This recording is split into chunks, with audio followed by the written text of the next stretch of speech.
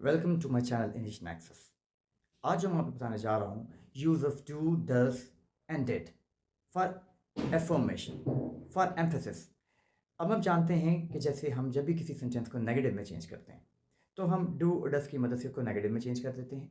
जैसे एग्जांपल है he went there, वो वहाँ गया। नेगेटिव में से करते हैं he did not go there, या he goes there, he does not go there. ये सब जानते हैं कि हम डू डज का इस्तेमाल करते हैं जब उनको निगेट करते हैं, नेगेटिव सेंटेंसेस से बनाते हैं।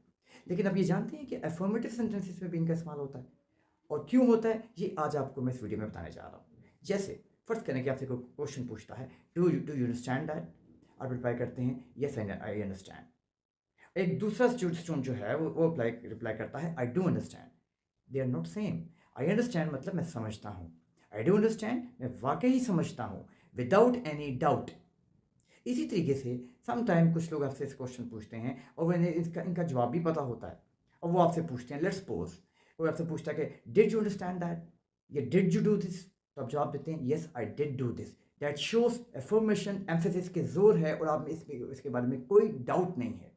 इसीलिए इन हेल्पिंग वर्ब्स का इस्तेमाल जो है अक्सर अफर्मेटिव सेंटेंसेस में इसलिए किया जाता है कि उनमें कोई डाउट नहीं होता, उनमें आप उस एक्शन को एम्फसाइज कर रहे हैं, उस पर जोर दे रहे हैं कि इसमें कोई डाउट नहीं है। अक्सर का ये होता है कि जैसे लेट्स सपोज के एक टीचर क्लास में पढ़ा रहा है और उस्ताद को पता है, वो दो स्टूडेंट से क्वेश्चन पूछता है। एक स्टूडेंट से पूछता है डू यू अंडरस्टैंड दैट, वो ये कहता है यस आई अंडरस्टैंड। दूसरे से पूछता है डू यू अंडरस्टैंड दैट, वो कहता है yes I do understand.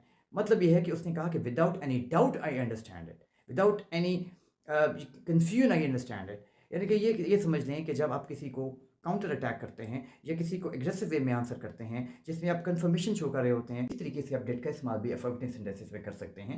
That will show how confident you are. For example कोई आपसे पूछता है डिड यू डू दैट, आप इसका रिप्लाई दो तरीकों से कर सकते हैं, येस आई डिड इट।